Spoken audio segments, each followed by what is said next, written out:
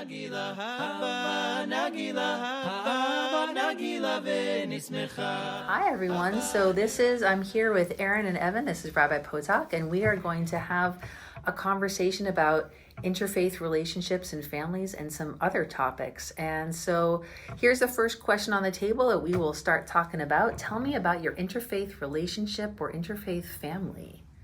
We're nominating Evan to start. So I am in a relationship, and I've been with my partner Melanie for about 12 years, and she is Jewish, comes from a conservative Jewish childhood and upbringing. And my family, even though they're not overly religious, would be a Christian background and upbringing for myself. And I am in a relationship, we've been together 16 years now. Wow. And Cullen, my partner, grew up Catholic. Did the altar boy thing as a kid, wasn't super observant in his teenage and adult years, but would go to Christmas Mass with his mother. And that's kind of where we are now. Nice. And for me, so I converted to Judaism when I was 26, which was a chunky years ago now. And I have been with my now husband Akiva for less time than either of you have been with your partners. I think only 11 years. And we've been married for 6.5 years.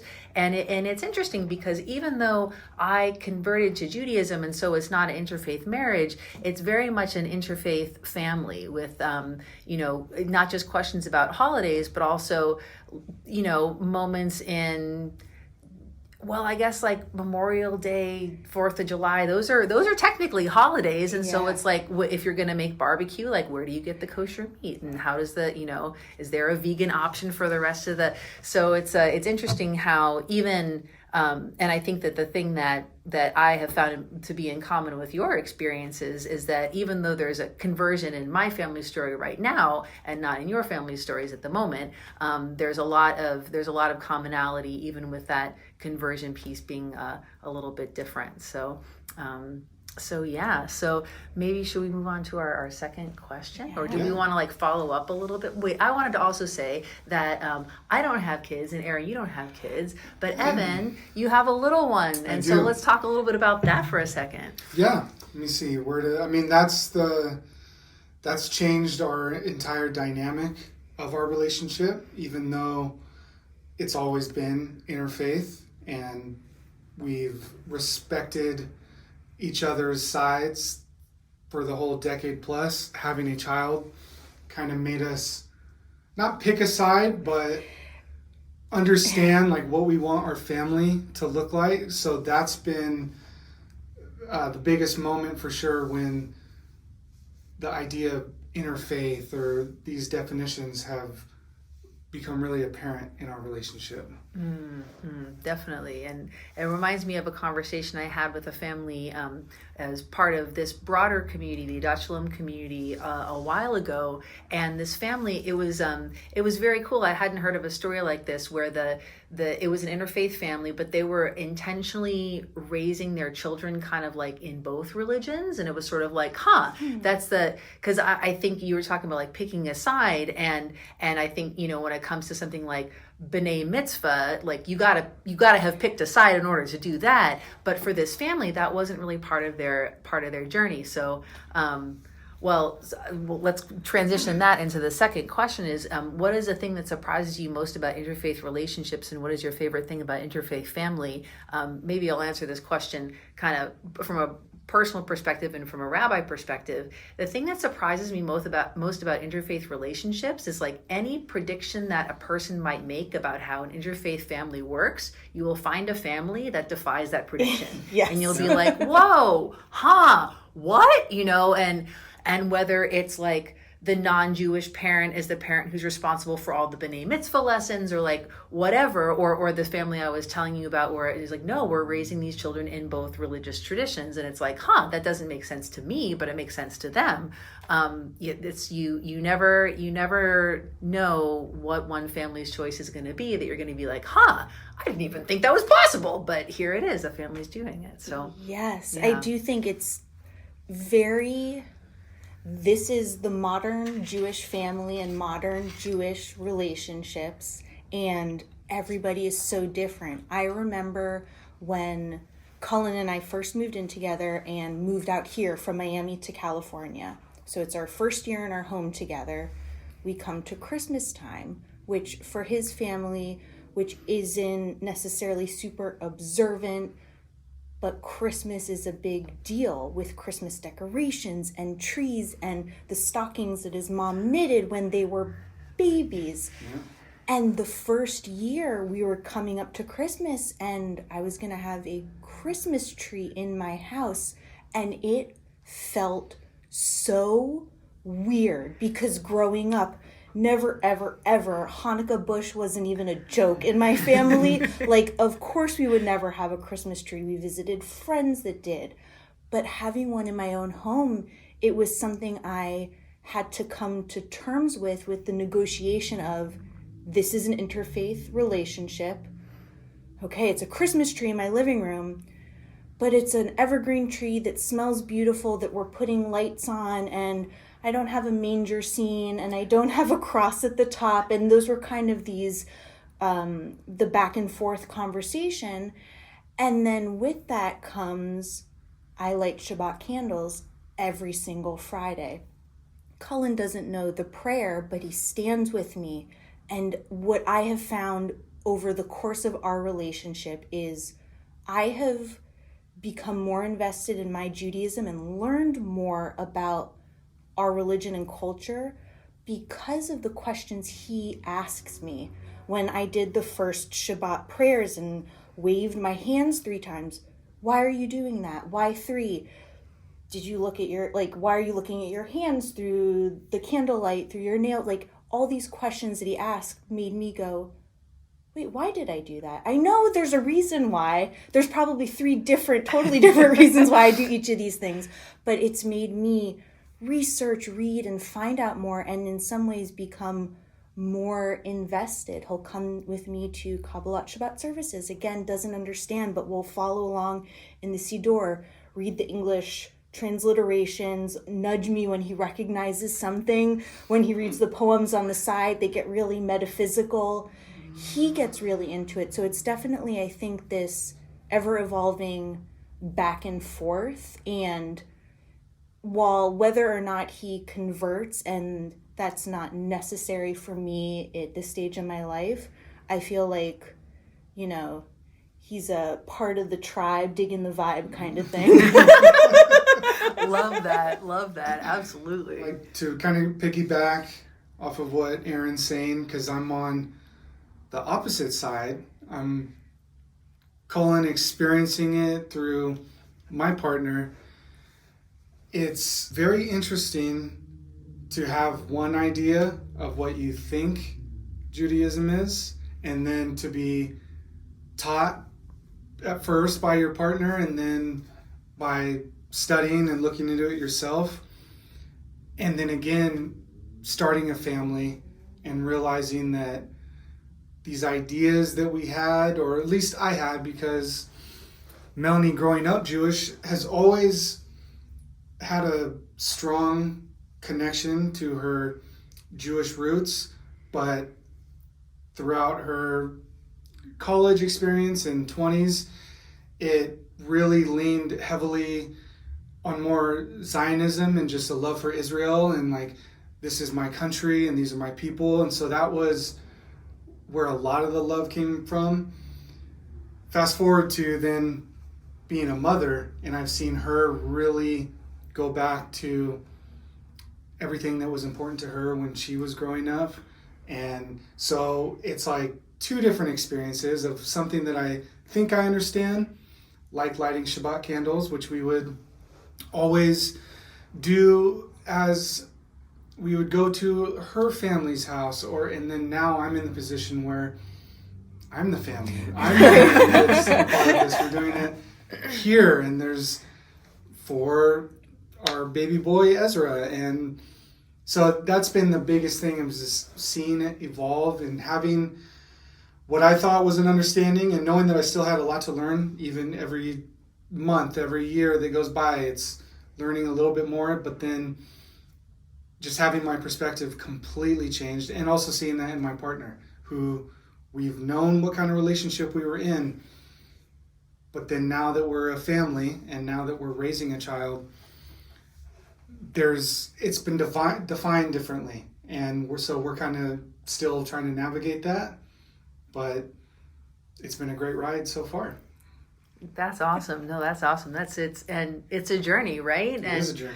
Yeah, and so answering from a personal note on this question, the thing that has surprised me most about these interfaith moments, and it's kind of like a intercultural moments really that I experience at home with my husband, and it's like making fun of each other about different foods. So there was like a long time ago one, and then a recent one. So the long time ago one, so I guess ethnically, but not necessarily culturally, my dad's Irish, my mom's Mexican, and I didn't grow up particularly connected to either identity, but more connected to being Mexican than being Irish. And so this was many, many years ago. Akiva and I are first dating, and he has like black bean soup, and I'm like, okay, black bean soup, in my family, pinto beans are the correct beans, black beans are the incorrect beans. So we're already kind of like, we're moving in the wrong direction from the get-go. And then he takes the mandolin, like the soup croutons that are like the little yellow squares, which are not something I grew up with. And he puts them on the black bean soup. And I'm like, what are you doing? This is not a thing. This is not acceptable. And that moment, I have not yet lived down that moment. But so it was kind of like the opposite. And this was just a couple weeks ago. I was eating corn tortillas with peanut butter. And so he said something like, and now we're just eating strange foods. And I was like, this is strange. And it was like, this isn't strange at all. Like, what? And then I thought about it, and I was like, my mom, when I was growing up, she would always have corn tortillas with peanut butter. And like, as someone who, with Mexican heritage, but like assimilated and becoming a quote, quote, white family, which is a whole other set of conversations, but like tortillas with peanut butter, totally normal. That's what are you talking about? Yeah. Right. It's all the relativity. I think food is such a good point of reference. My whole life, even when I had a period of, am I lactose intolerant, have always been a cheese person. So I was going to force that issue and survive. So with that being said, macaroni and cheese has always been one of those easy favorite comfort foods.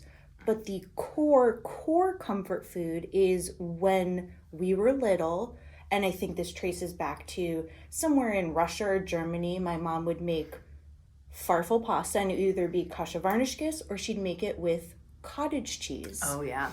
And then also, of course, I didn't have a kosher household growing up, but we always had margarine. We had like kosher style. Never did I have butter in my fridge growing up. It was always margarine. Cottage cheese is obviously dairy, but that was the way she made it. So whatever it was, being sick out here for the first time, being away from home, I'm in the kitchen, and Colin is like, what are you doing? Red pasta sauce goes on noodles. I was like, I'm making Jewish macaroni and cheese. And he just was so perplexed by it. And I was just like, watch, hold, mixing the cottage cheese, a little salt and pepper, served. And now it's something where he knows when I need comfort, what are we having? Let's do cottage cheese and noodles. It's like he's adapted and come around, and he has no point of reference for that, but it's something he learned. I think it's just food is such a wonderful cultural, religious point of reference for a coming together. Definitely. Yeah.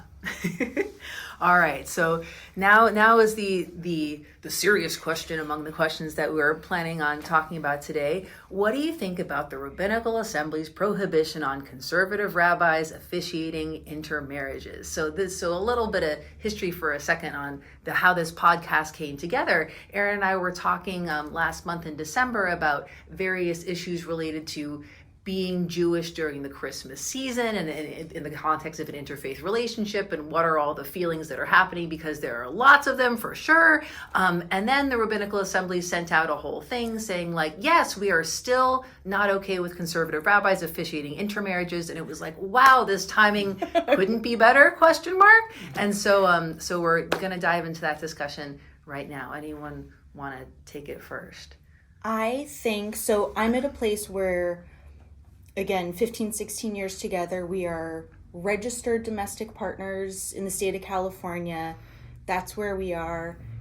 If we are to get married and have a ceremony, I would only ever have a Jewish ceremony, a chuppah, a rabbi. That is the only possibility. I would never do anything else. So to be rejected in a way by a very large movement, a large contingency of people, of extended family and friends, it's such an odd point to come to. In one way, it's not so crazy, but if we're talking about, we're in 2026, 57, 86, we are in the modern world. There have to be adaptations. It's okay to drive on Shabbat now. It has to be, because our communities are not all within walking distance of our shuls anymore. The world has expanded. Some things the conservative movement has adapted to, others it's still lacking. So it's definitely, when that email came through, it was just so timely and interesting, and definitely, I think, a struggle point. Yeah, absolutely.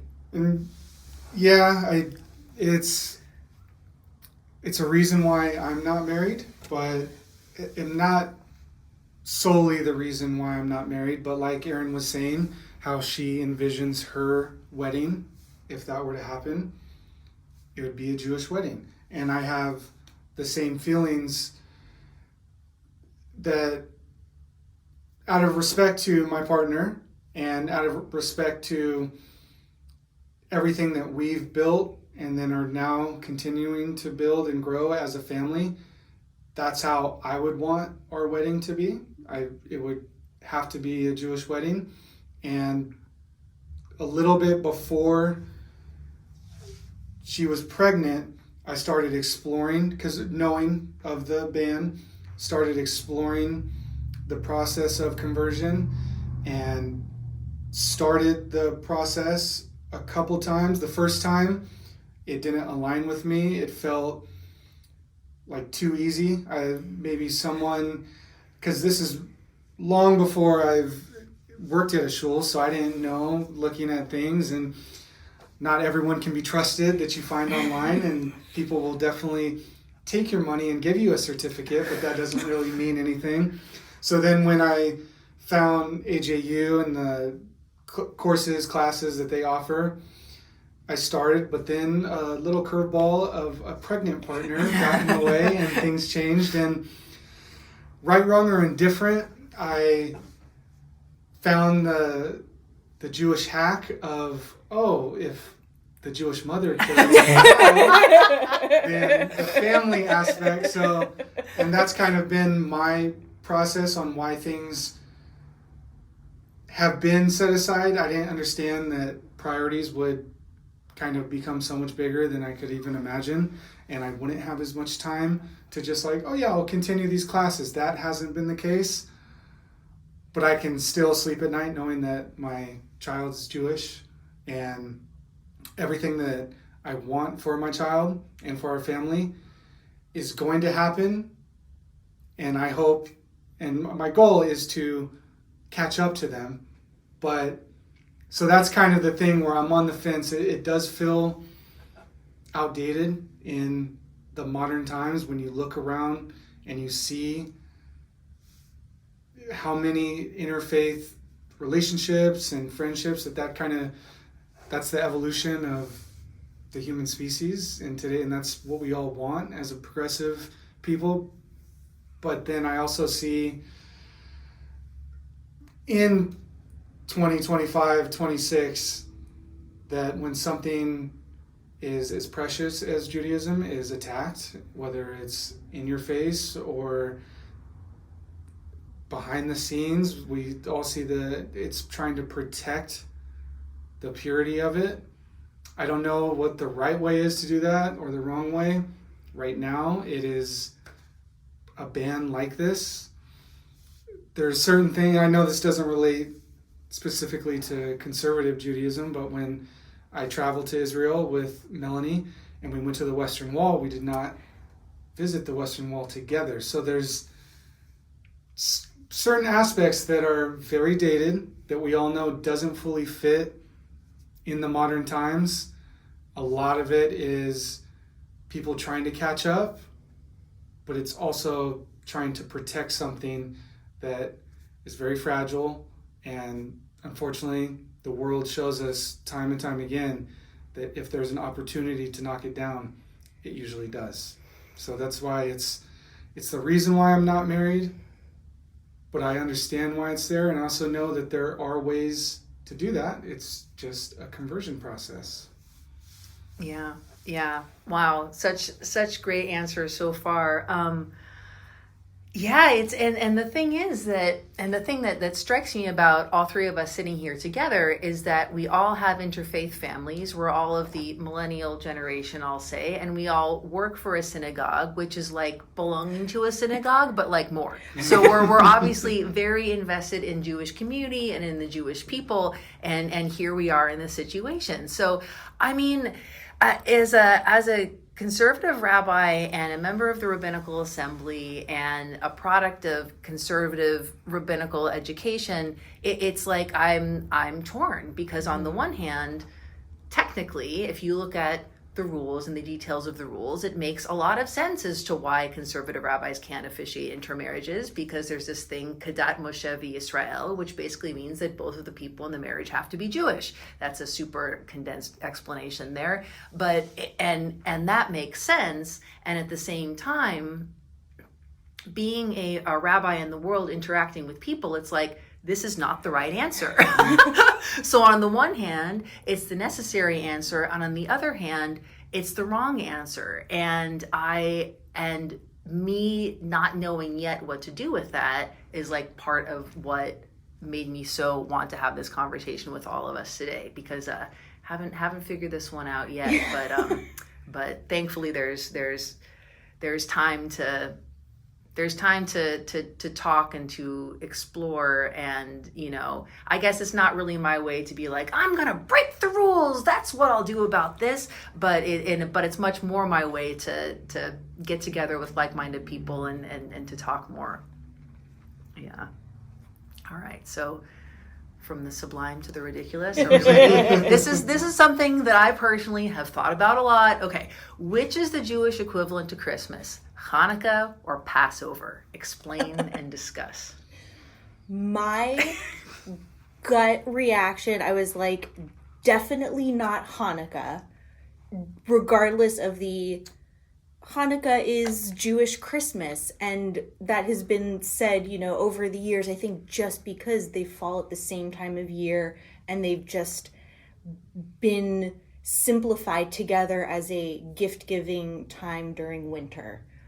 And to me, immediately, I think of Passover and Rosh Hashanah as two big, and again, it's a very Jewish thing where like, how many New Years do we have? How many, like, so we've got to have two Christmases if we're going to have the two Christmases. I love that. So I think of Rosh Hashanah because to me, and I guess maybe that's more, which I've nicknamed Jewish Thanksgiving many, many times before, because it's in the fall. And to me, that's the time of year when it's friends and family, and when people joke about the stereotypes of the long lost uncle coming and starting a ridiculous political conversation at the Christmas table. My mind goes to Rosh Hashanah and Passover, and Passovers of 25 years ago when my family would be the host family and we'd have a long table and probably 30 people over. And to me, that is what I think a Christmas dinner is like. It's people getting together. It's the whole process of specific foods, talking to Cullen and kind of experiencing Christmas with him. They are very particular about certain foods at the Christmas Eve meal, Christmas Day meal, before and after. I'm like, that's exactly like Seder's. Very specific foods for specific times of year, and getting the whole mishpacha together, friend, foe, silent treatment. That's what I think of. My like gut reaction is, oh, it's Rosh Hashanah dinner and it's Passover.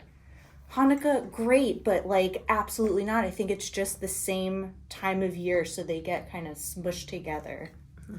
I love that. Yeah, the Rosh Hashanah piece. I hadn't quite folded that. All right. Loving this. Go for it. Yeah, I agree completely. I have never, after experiencing it fully, made the connection of Hanukkah or Christmas. It's the same time of year. It's the winter, end of the year holiday, but I've never felt the connection that like, oh, this is just like Christmas. No wonder this is the Jewish Christmas. It's felt something totally different.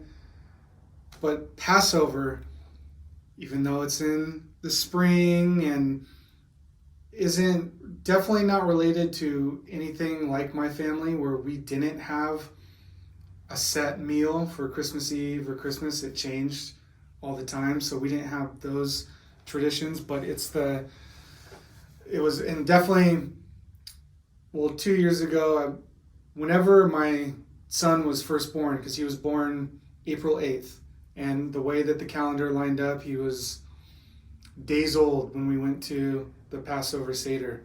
And so that's different because people are coming to see a baby, but that's the tradition of, oh, the aunts and uncles that live across the country. This is when they fly in.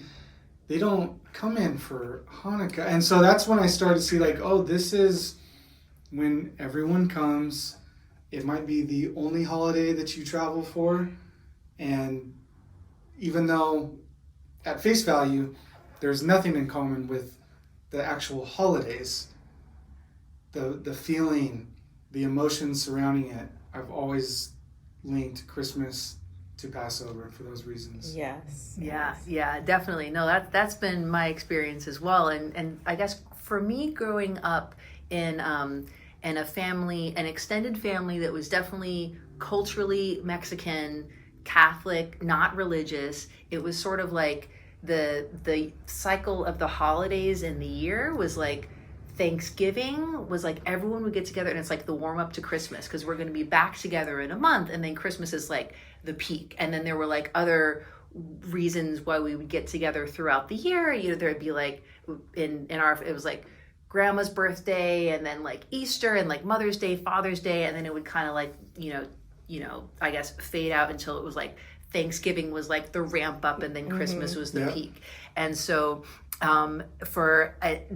when I started, I guess like getting to know my husband's family more, that was kind of when it was like, oh, this is the holiday that everyone makes sure to travel for. This is the holiday where like there's the most emotion involved. This is, you know, like whether it's like the foods or who's going to make it or when are we going to be there or like you're doing it wrong or like, you know, whether anything like that. It was just like, oh, I'm feeling the same emotion at this holiday like I experienced in childhood at this other holiday with Christmas and Passover. But I like Rosh Hashanah too. I think that like in the, you know, I guess for me, I've experienced, and I guess, you know, through the rabbi lens of like Rosh Hashanah in community, you know, and so like that community piece, I didn't experience growing up with any holiday, but, you know, but I think that for other people's experience of Rosh Hashanah, it can be much more connected to family. And like my husband, he would, you know,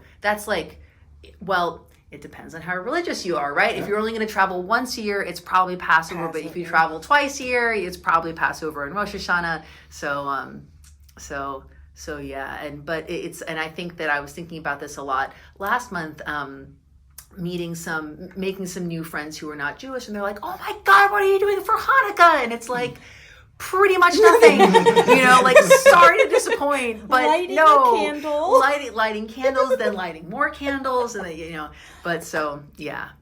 Yeah, it's definitely funny. I don't think of a dinner table and a meal with Hanukkah. It really is. Right. It's almost this amuse-bouche kind of holiday where it's like you're picking treats or having a few latkes, but it's not the same vibe and emotions as a Christmas dinner, as Passover dinner. Sitting down, waiting. Who's always been in charge of the brisket? Who who comes in with the second brisket a few years later, and then we have to decide. And yeah, I think Passover's Jewish Christmas. To tie it into the interfaith aspect, though, I will say Hanukkah is a good bridge to the other side, because I've noticed my mom got a Hanukkah randomly, didn't tell me, and started taking a picture. And for her, is she doing it incorrectly? Yes. Does she not have actual Hanukkah and just a menorah at first? Yes. But the holiday spirit, the lighting candles, it made sense to her. Yeah. And it opens a door to then learn and just be open to something that is different or that you don't celebrate. So that's been cool to see since my son was born, that and my parents have always supported and been really curious and interested, but now knowing that they have a Jewish grandchild is okay, how can we participate? And so I've seen that where Passover might be, they would definitely still participate, but it's not like they're going to just have a Seder. They can light candles, and as time goes on, they can learn a little bit more. So I've seen that it's a nice introduction. And most, at least from my experience, where people, if they're Christian, Catholic, they might not know Passover, or they maybe have heard it but couldn't tell you what it is. They've all heard of Hanukkah because, it's the Jewish Christmas. Right. Even if that's wrong. They know that 8 presents. And so that's where it's a nice holiday I've seen to kind of show and educate, but yeah, again, not connected to Christmas. No, but I think you're right in calling it a bridge and an educational opportunity, which is putting me back in time to pandemic era, work from home. I worked for a staffing firm, and we had a online holiday party. So that was on Teams, a zillion technical glitches, but leading up to it, and it was just the funniest thing. Somebody in HR reached out, and the email chain was 3 people, and it was Erin Goldstein, somebody Feinberg, and somebody Steinberg. It was the 3 Jewish people in the Rolodex. We want to give presentations, multicultural, for the holiday party. Would you be interested? And I was like, yes! Immediately, what am I getting myself into? Uh-oh, how do you do PowerPoints again? So going into that, and it was such a wonderful and funny opportunity because it's Christmas time. So it was obviously put it in that bucket of let's talk about it, and it's happy holidays, happy Christmas, Kwanzaa, Hanukkah.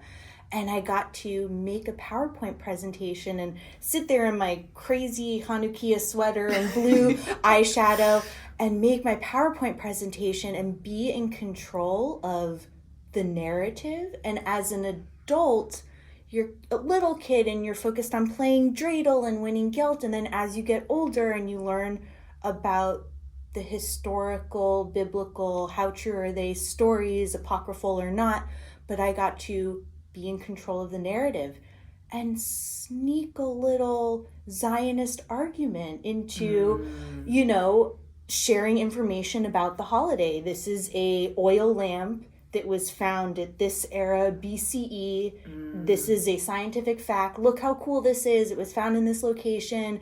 We play dreidel because of these reasons. And it was just such a fun, interesting thing to share with the company was accountants, so I kind of started it with talking about numbers. Thank you for letting me talk. Jews are 0.2% of the world population. Wow. Yeah. Let's talk a little bit about this. And so, yeah, it was just very interesting how it's a informational bridge because of the timing of the year. And it just happens to be, I think, something that the Gentiles know. They recognize Hanukkah.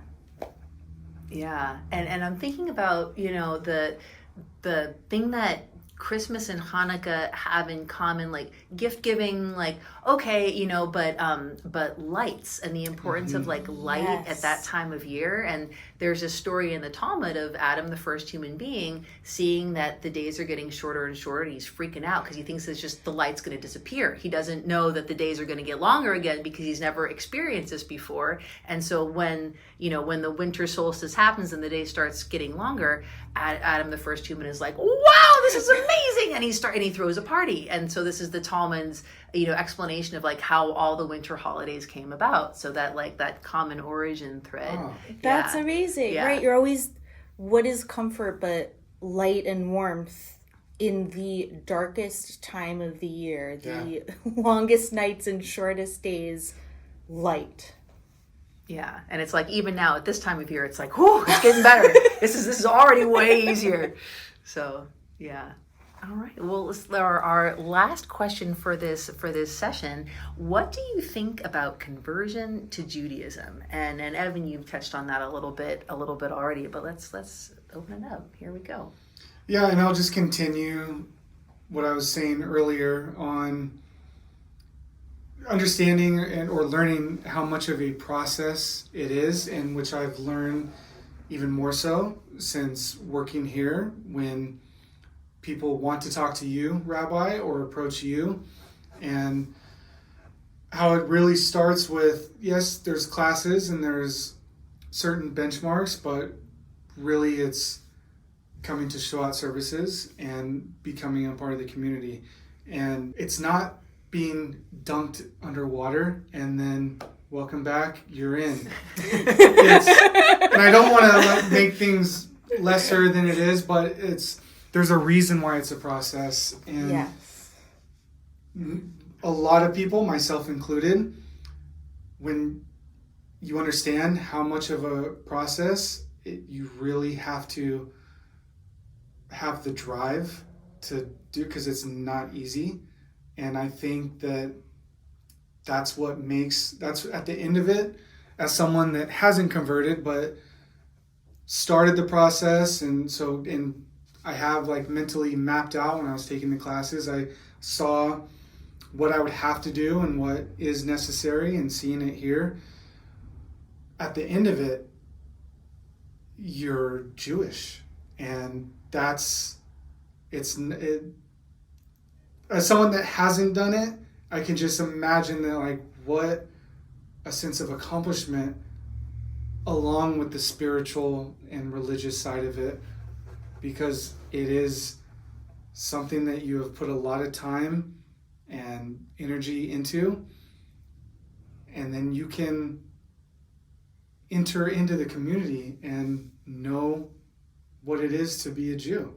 And so I think that that's where people from the outside looking in might think that, like, this is a huge undertaking. As you learn, it should be. And so that's where seems like a mountain at first, but everything that you get out of it is an amazing process. Yes, I do. I think, because I look at this as a born Jew, knowing I'm Jewish, and I think, oh my gosh, the conversion process is so difficult and involved, and the point is that it's difficult, and it's amazing because it makes you really think, is this my calling? Is this who I know I am? This is a confirmation of my neshama. Like, I know this is where I'm supposed to be. And I just have so much respect. Throughout my life, I've known young adults, not kids, young adults and adults, especially when I was little growing up, who Ann Ornstein came over, and oh my gosh, we had a conversation finally where I realized she converted. And, you know, a funny trope of the converts, maybe forever, maybe for a while, tend to be the most observant. And then realizing when I went to her house, she's the one that had the kitchen separated, and she knew the kosher restaurants to go to, and she knew more things than I did. And I just always had so much respect and love, because you were always Jewish. You were born Jewish, whether you did have an actual confirmation in a church when you were little. So I think the process is so difficult. It is such a journey to embark on, and coming into contact with the people who are coming into the office, who are meeting with you during their process. It's like incredible to listen to them, to field questions when they're asking some questions that I don't know the answers to. Others, it's very easy. Oh, I got this. Okay, look here, and this is a quick answer. That question, I actually have no idea.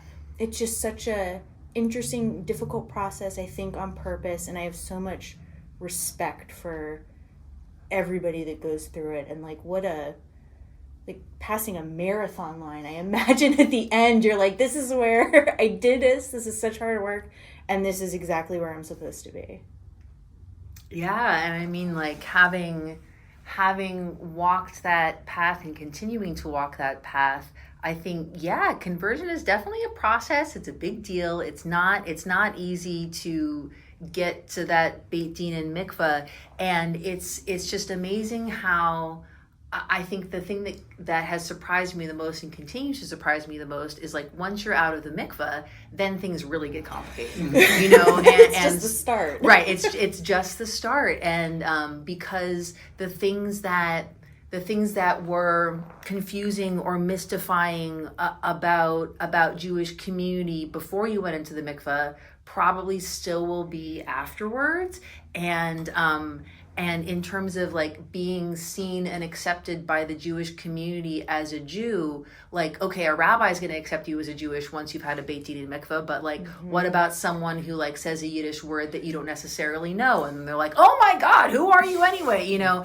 And it's definitely been something that that in a way that I didn't expect. When I first finished school and started working as a rabbi, I was a junior rabbi at a large synagogue, and so when you're in that kind of role, you're not handling all of the requests that come in. You end up handling, like, a certain subtype of them, and I ended up handling a lot of conversion requests and encountering a lot of people with, like, what I came to call, like, status issues, where it's like the father is Jewish, the mother is not Jewish, they were raised Jewish, and now it's like, oh, we got a problem on our hands because we're starting to date and try to get married. And, you know, or I met one family where it was like a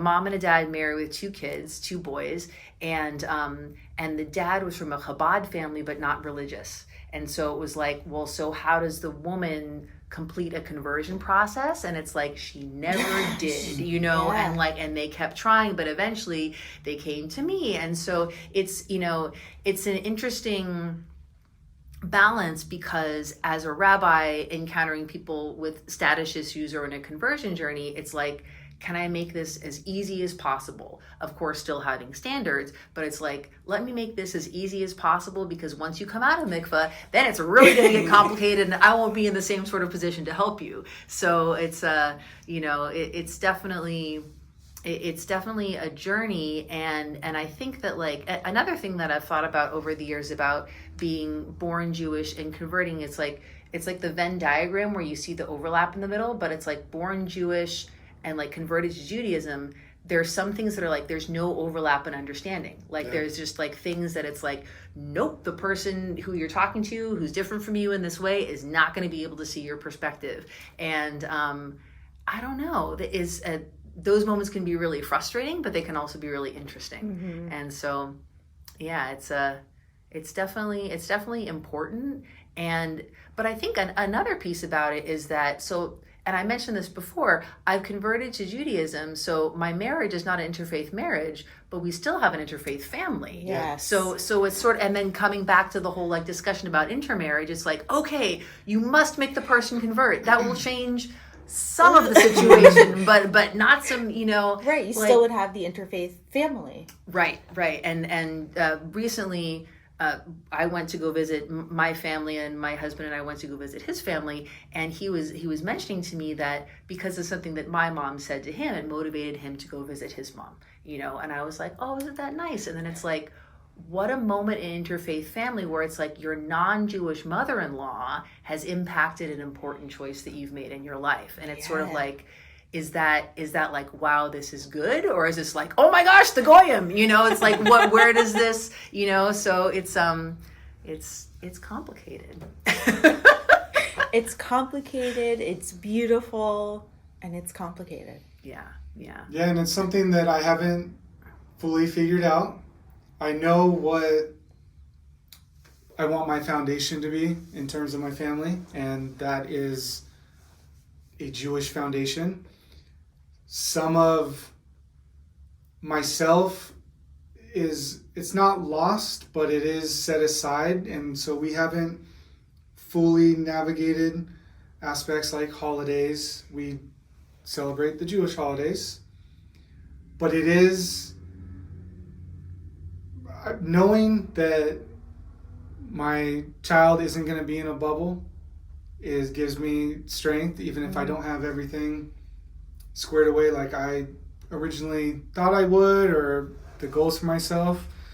But when I made the choice to really be passionate about raising Jewish children, and I'm not Jewish, I didn't want to put that all on their mother too. So like that's where, even if I look at it as something that I have a lot to learn and this is going to be a journey, this is what I want for my kids. So it's kind of goes hand in hand. At the end of it, I've had to learn all this stuff regardless. So that's where, but it's just complicated.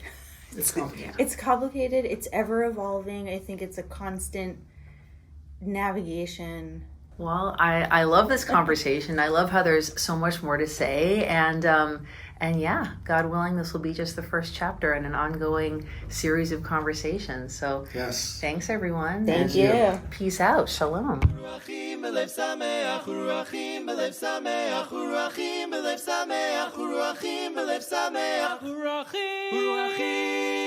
בלב שמח